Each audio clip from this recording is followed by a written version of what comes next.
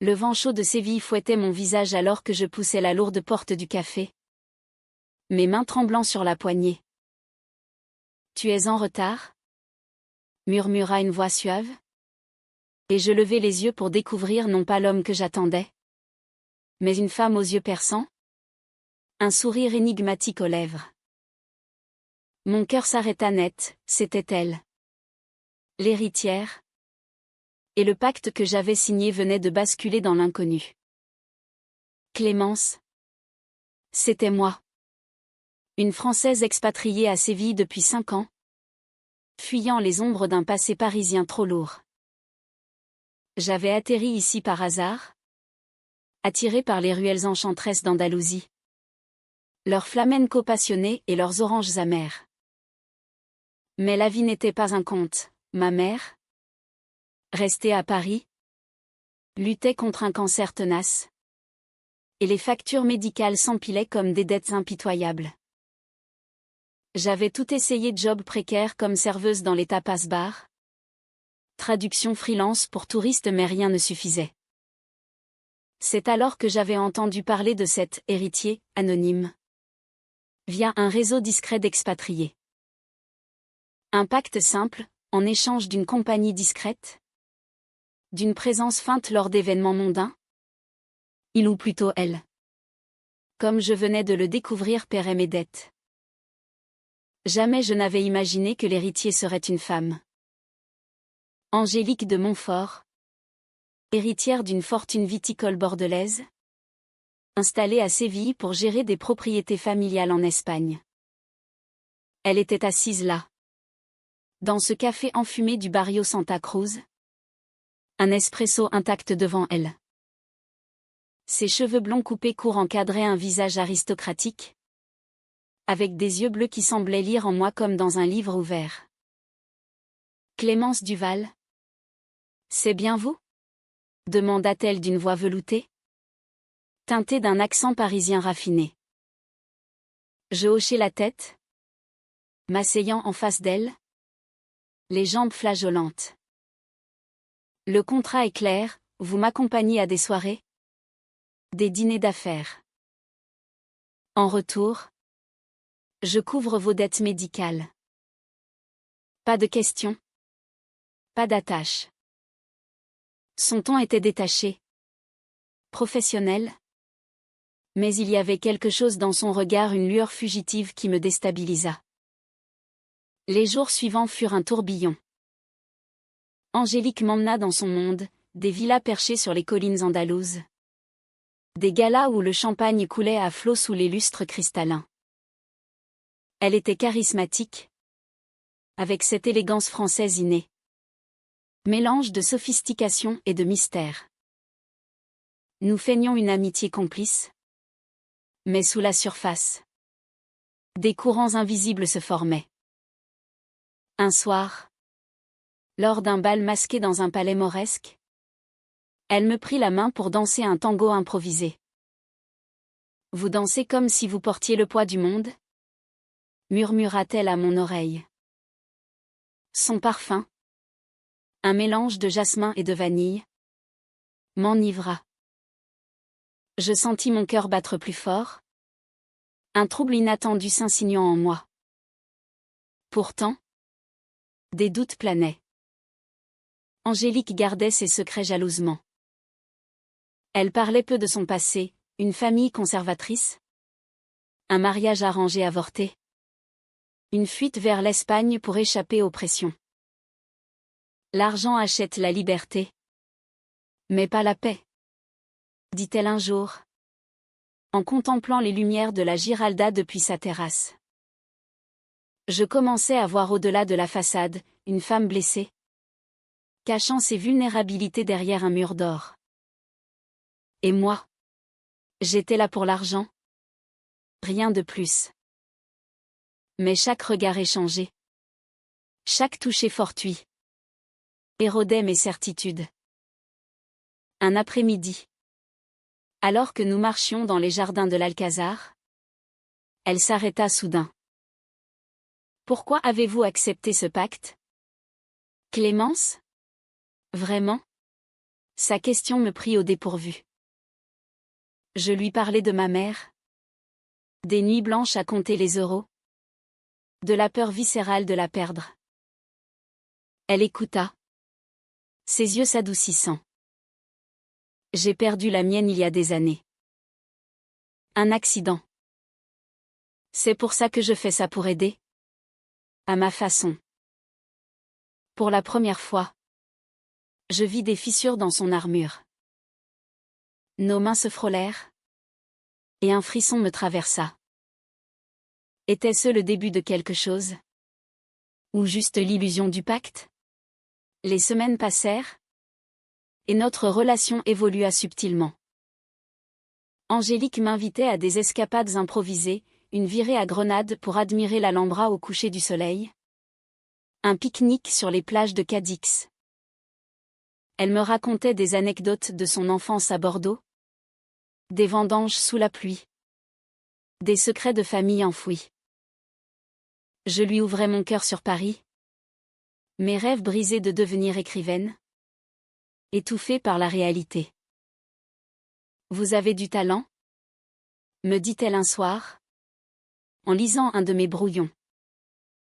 Son compliment me toucha plus que je ne l'admettais. Mais le doute persistait. Des rumeurs circulaient dans les cercles expatriés, Angélique aurait un passé trouble. Une liaison scandaleuse qui avait failli ruiner sa réputation. Était-ce vrai? Un soir. Lors d'un dîner avec des investisseurs? Un homme ivre lâcha, attention. Mademoiselle. Angélique n'est pas ce qu'elle paraît. Elle joue avec les cœurs comme avec l'argent.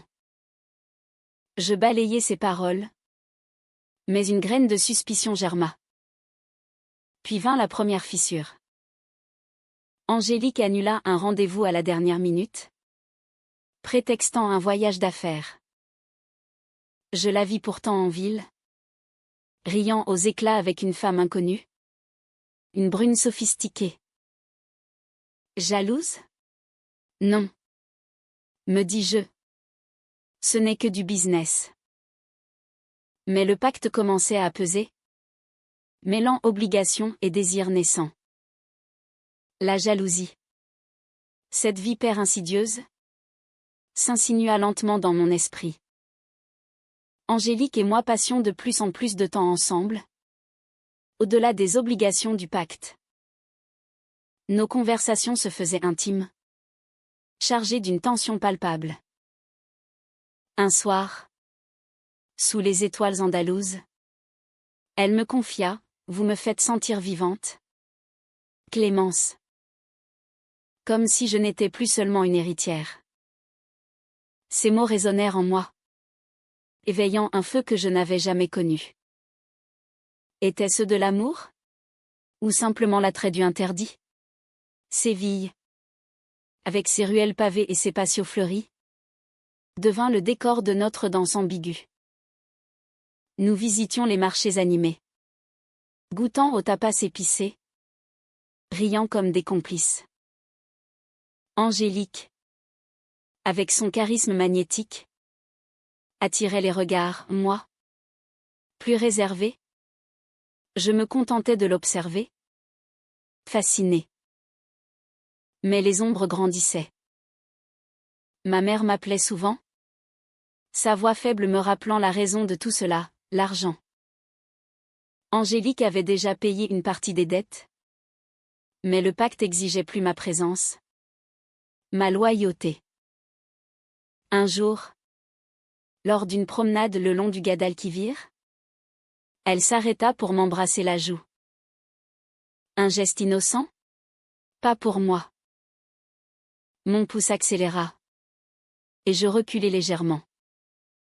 Qu'est-ce qui ne va pas? Demanda-t-elle. Surprise. Je bredouillai une excuse.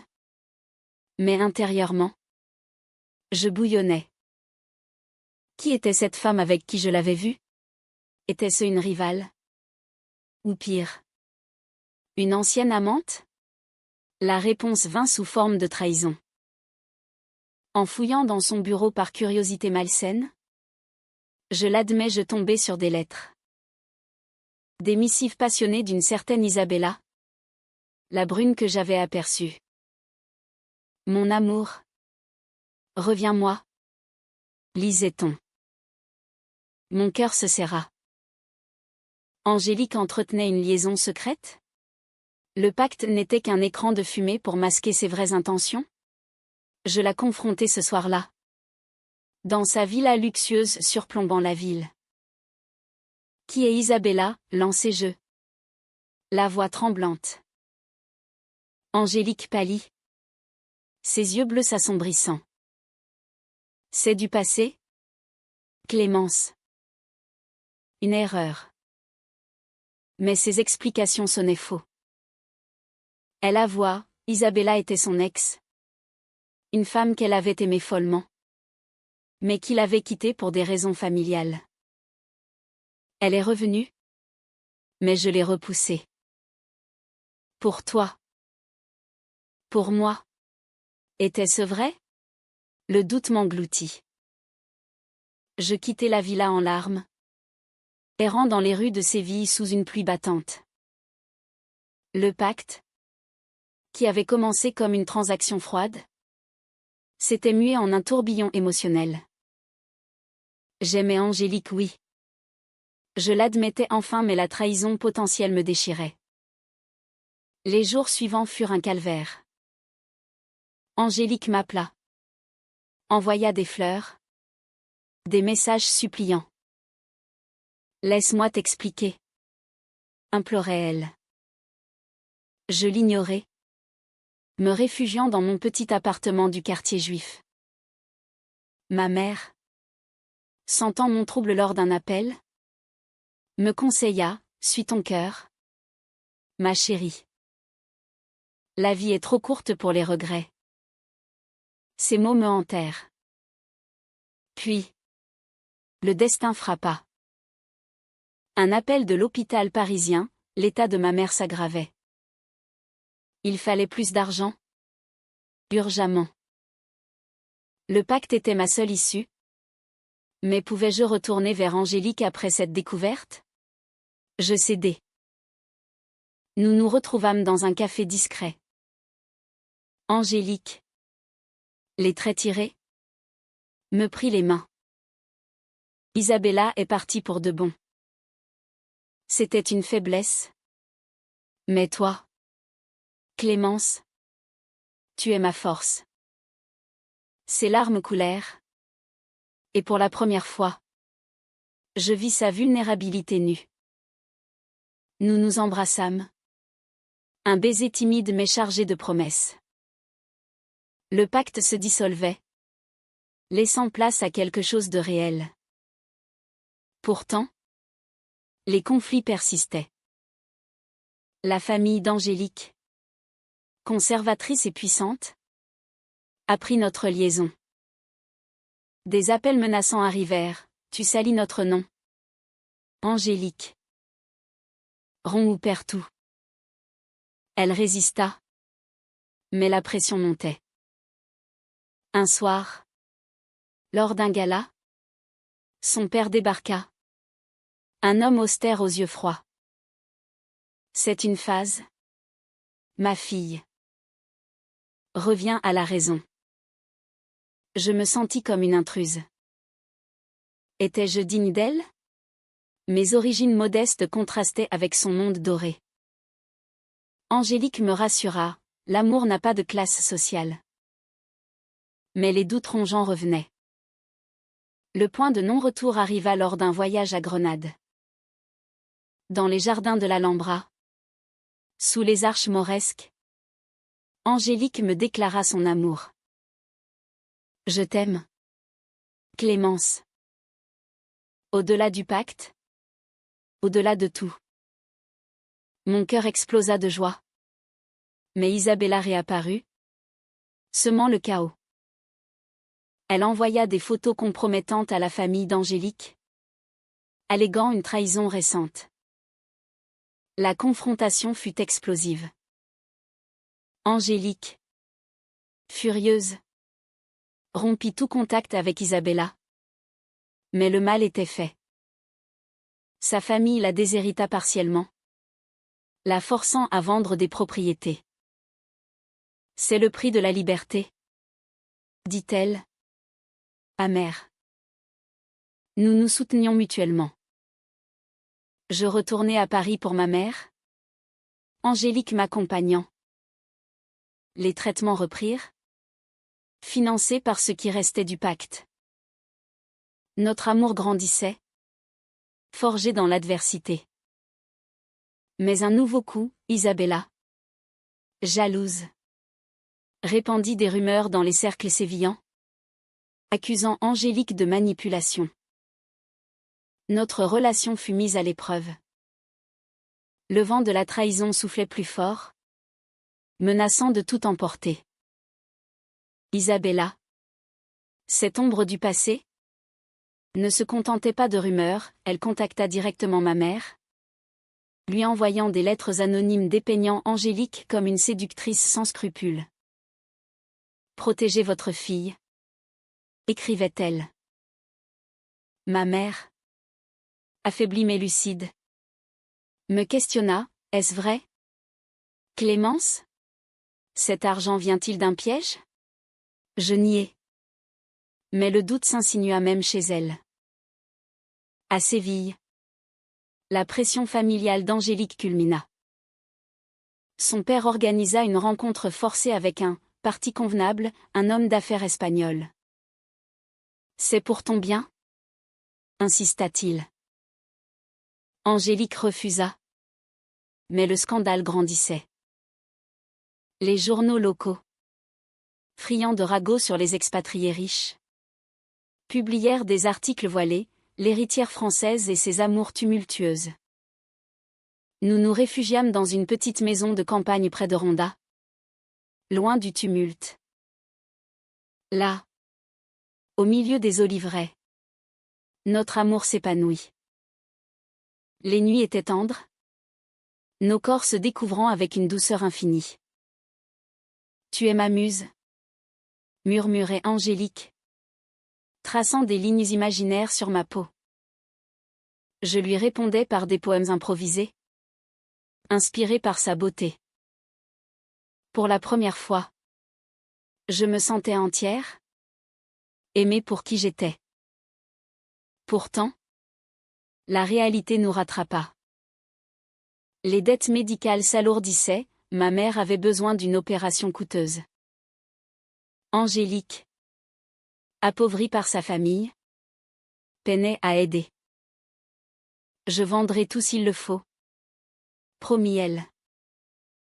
Mais je voyais son épuisement, ses nuits blanches à gérer les affaires. Le climax arriva lors d'une nuit orageuse à Séville. Isabella surgit à la villa, hystérique.